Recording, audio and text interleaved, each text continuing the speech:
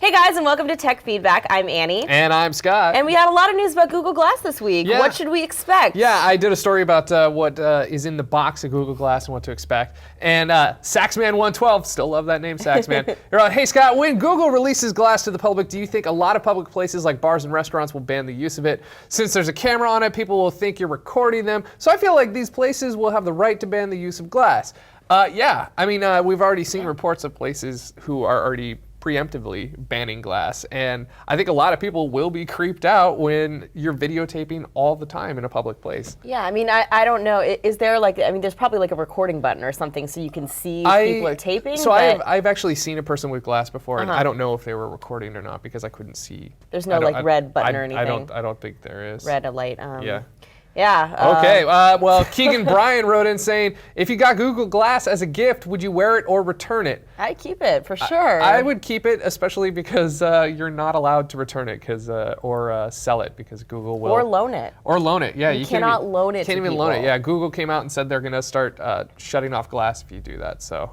That's annoying. Yeah, really lame. All right, Movies Ready to Enjoy wrote in saying, what application do you think Glass has in schools and in business, or do you think it is just something cool that won't have any practical real-world applications? I think in school it'll make cheating really easy. I think if you're wearing Glass, you can have your answers right there. I don't know about business.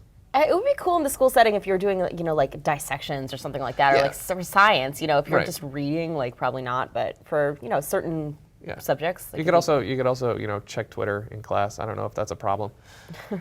We didn't have Twitter when I was in school. All right, next up is a video response, and this is from Noisy Night. So let's check it out. Hi guys, my question for you is, how do you think the introduction of the HTC First will affect the way that we use Facebook? Do you think that people will use it more often, or do you think that it's just a fad and people won't use it as often?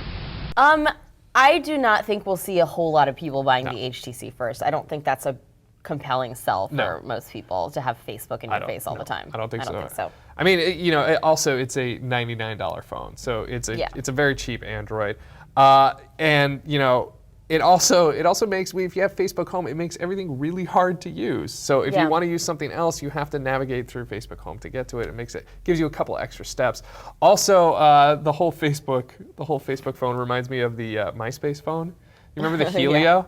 Yeah. That was a failed product. I don't think Facebook Home is going to take off. I mean, a lot of people don't like it, so I don't know. But I agree. Yeah. I don't think it's going to be. I don't think a lot of people will voluntarily buy the HTC First, and I don't think a lot of people will get into Facebook Home. No. My prediction. You're gonna fail Facebook Home. All right. This next one was about Google Fiber. You did a story about Google Fiber, right? Right. Mim Ely 416 writes, do you think Google Fiber will soon move to the big cities like Los Angeles and New York? I don't think soon. No.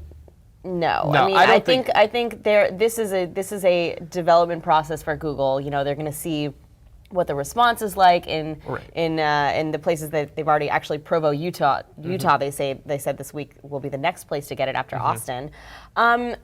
So to answer your question, I don't think it will be soon. No. I think that they're using this as kind of an experiment, and maybe a few years into the future. And by a few years, probably 30.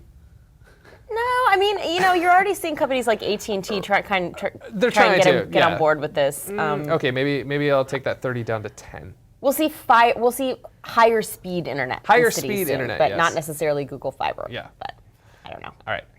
Dave1233 wrote in asking, have you ever torrented or illegally downloaded any files? No, I have never done that. Never done Absolutely not. Never done that. Absolutely. We are law-abiding people here. Yes. At TechFeed. Very, very much so. Okay, next up, how to prevent a DDoS attack. This was a story that I did about the spate of DDoS attacks that are happening and how you can possibly prevent them. James A. Coleman fan covered kind of all the bases in his comment. Good comment, James. I wouldn't really call DDoS hacking. It's just slamming a server with traffic. Just use a service like Cloudflare. It's a nifty little service. Evaders used it to protect their site after the iOS 6 jailbreak. And considering we could still access it while Cydia was pretty much non-functional on the phone with all the traffic, I think that is a suitable trial demo for anyone on the fence. They offer a free version. Not sure what it's like, however. So thank you. That was a very comprehensive comment. That was a very comprehensive read. You're like the Micro Machines man with that. that one. So a lot of people pointed out that DDoS isn't technically a hack, and it's true. It's really just more of an attack than it is a hack. But it's kind of been started. The definition of hack has kind of become expanded in the media to include any kind of breach of a website. So you're right, but I don't think people are going to stop calling it hacks. True. But I will try to stop for you guys because I care. And Eigel Friedman writes, some girl hacked my computer, but that's okay. She is penetrated now. Whoa.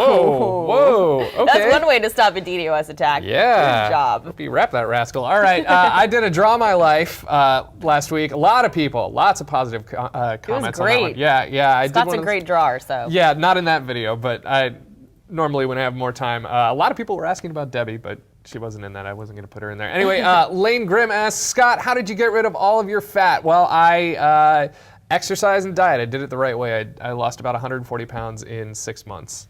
I was kind of crazy about it. Then Tap Tap Tech wrote in saying, why would the doctors not operate on you? It's because when my spleen ruptured, the way it ruptured, about less than 10% of people survive it. So if you have a 90% chance of failure and you don't want a malpractice suit, you would not operate on someone. Feared by Kittens wrote in saying, I demand one of Annie's. Yeah! All right, I'll do one. Are you going to do one? All right. It probably won't be as interesting as some of the ones that are out there, but it'll be interesting. Yeah, I'll do one. All right, good. Okay, next up, is Litecoin the next Bitcoin? We covered these Bitcoin alternatives that are cropping up. Jackson Welch writes, how can a coin be energy efficient? And now they say that Litecoin uses less energy, hence the name Litecoin, that it's easier to mine and uses less of your energy, but I can't really independently verify that. I think they're kind of just saying that. Yeah. They really have no backup, not much backup for that statement that I can find, so I don't know. Yeah. Pete writes in, Atlantis is a Silk Road replacement. A lot of you guys mentioned Atlantis in the comments. Atlantis is a Silk Road alternative that accepts Litecoin. Similarly, you do have to use an onion router to get to it. It's kind of a super hidden website. Yep. And based on the forum buzz, I haven't seen it personally, but based on the forum talk that I was following, some people consider it dodgy. or just kind of not a lot of people using it. It's kind of sketchy. Right. I don't know. I would probably stay off that for now if I were you.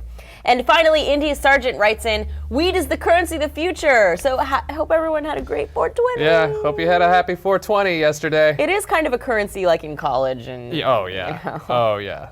The weed guy in college was like, he was the dude. He was the dude. Yeah. He was the dude who had everything. You're like, oh man, how do you have a fish tank in your dorm room? That's amazing. Yeah, and how do you have so many hot girls around you all the time? Yeah, right? You have dreadlocks. You're disgusting.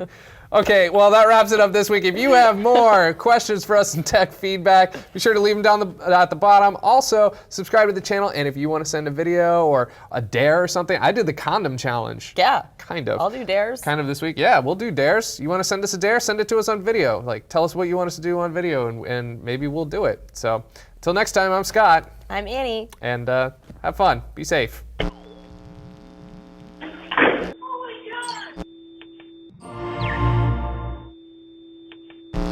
Happy 421. Yeah, 421. Is that a holiday now, 421? Yeah, it's what happens on 421? It's just there's a lot of naps. Yeah, there's a lot of naps on 421. There's a lot of people like waking up. A lot of Cheeto crumbs. I was gonna say there's a lot of bags of Doritos and people just going, "What happened, man? How'd all these get here? These weren't on. My carpet's made of Doritos now. Oh man, this sucks."